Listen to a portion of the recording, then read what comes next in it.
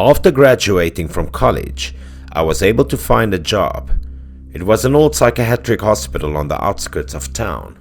This hospital was already too good for me based on my average graduation score. The work there was also relatively easy for a beginner like me. But a close friend of mine told me that there was a murder at the hospital last week, and it was rumored that the doctors were responsible for torturing a patient to death. But the hospital kept the case hidden because the female patient had no relatives, so no one was prosecuted.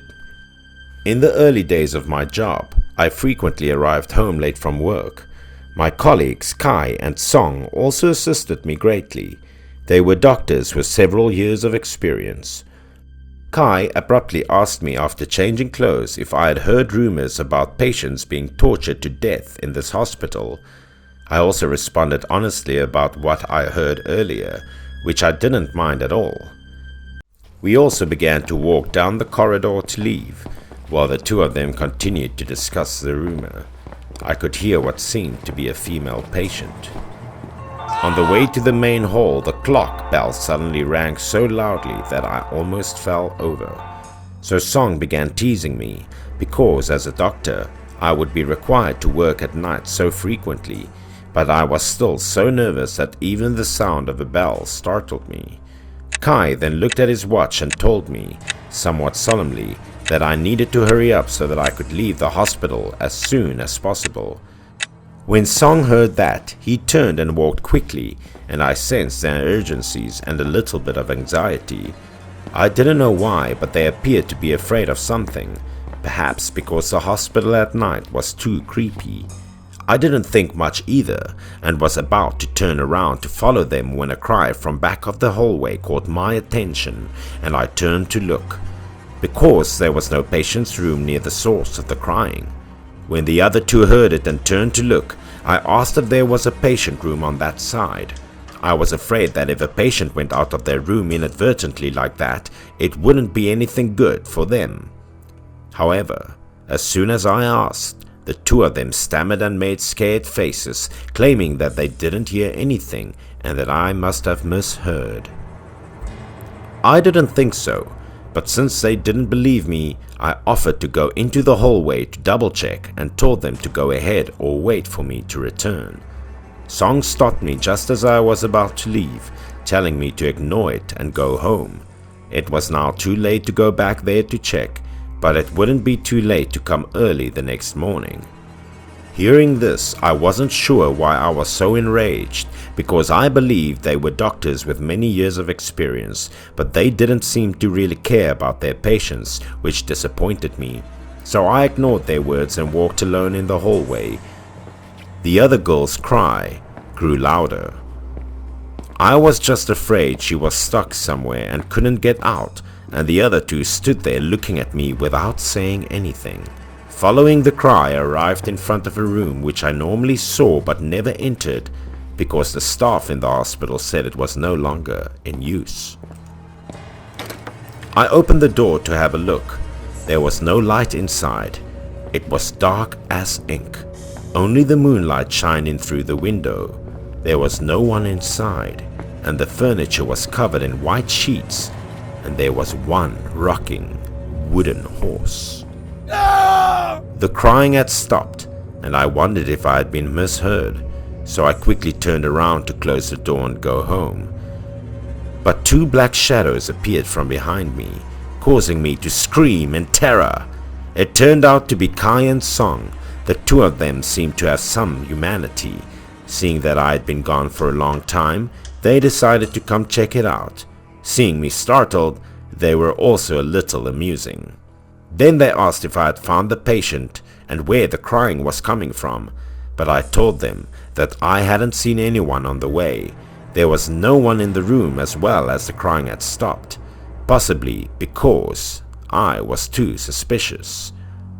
Seeing this, they urged me to come back because it was nearly 2 o'clock in the morning. I was also struggling to turn around and close the door before going back home, but then I noticed something that stunned me. The rocking horse I saw earlier in the room was swaying automatically without any wind impact. And the scary thing was that the silhouette of a person sitting on the horse reflected on the floor in the dim moonlight. After a while, they didn't see me behind them, so Kai and Song turned to look for me, and they saw me still standing like a statue at the door of the room, so they called out to me, and this was when I began stuttering about the strange object in the room. The two others turned to have a look as well, and when they saw what was going on, they turned pale and sweaty, as if they were hiding something. There was no more crying, only a very creepy laugh, and my body trembled with fear. At the same time, Kai quickly turned away, not forgetting to urge us to leave as soon as possible. Unexpectedly, Song did not follow us, but instead turned completely towards the room, his body stiff as if controlled by something, and gradually entered the room, much to our surprise. At this point, a woman appeared next to the rocking horse, and I could feel tremors emanating from Song's body. His face was also terrified but unable to resist. Song quickly approached the other woman. It was clear that Song knew about her because as soon as he saw her, he begged her to spare his life, claiming that he didn't hurt her intentionally. Her face was also visible in the moonlight. I could see her pale white skin and deep black eye sockets devoid of pupils. She was clearly not in the form of a human. Kai also started screaming in panic, begging her to forgive him. Was she the patient who was tortured by the doctors and the rumors? Before I could figure it out, Kai turned and ran away. I tried to call him back to help Song, but he didn't care, maybe because he was too scared. I saw Song, on the other hand, moved his body for a while to resist, but once he could escape from the overpowering, Song quickly turned around and ran away from the ghost.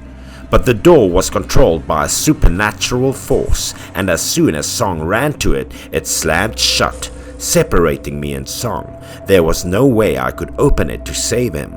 Song screamed in vain, and I continued to try to open the door.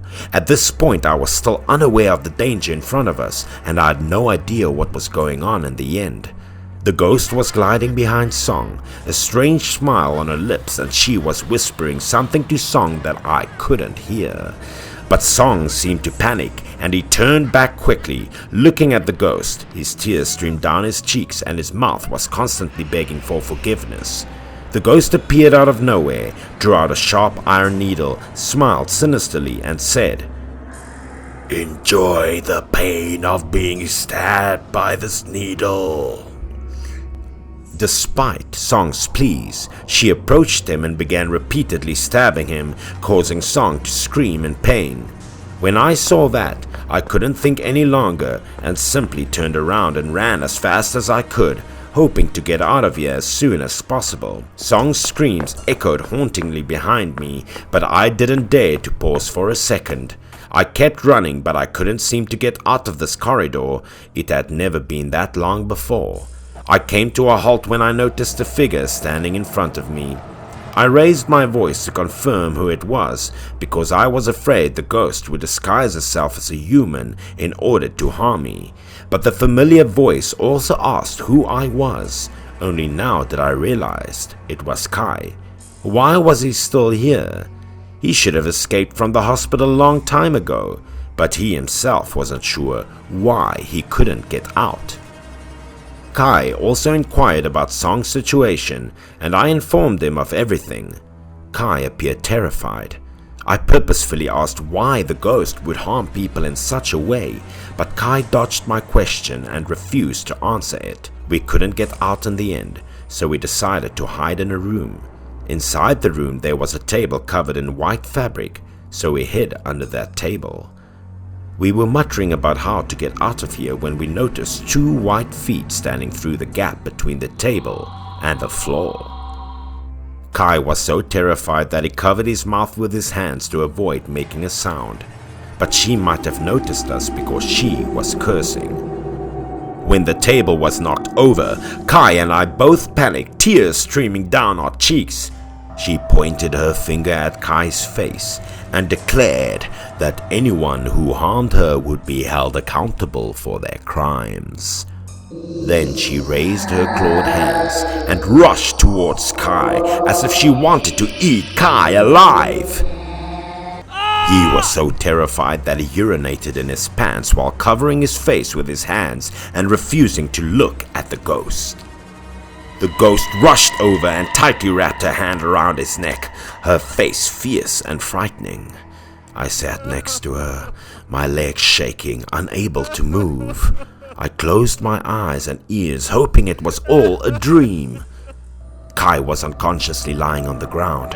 I wasn't sure if he was dead or alive. The ghost turned to look at me. Would I meet the same dead end like them? But in the end, she didn't do anything to me. Perhaps because I was innocent. The ghost stared at me for a long time before slowly vanishing, leaving Kai and me in that cold room. I was so terrified that I fainted right away. The next day, all three of us were taken to the hospital. Neither of us were seriously injured, and I also reported the incident to the police. Following that, the police thoroughly investigated the case. Song and Kai, as well as some related people, were all summoned to the court to receive their sentences, and I resigned immediately after being discharged from the hospital, which seemed like a nightmare to me, a nightmare that I would never forget.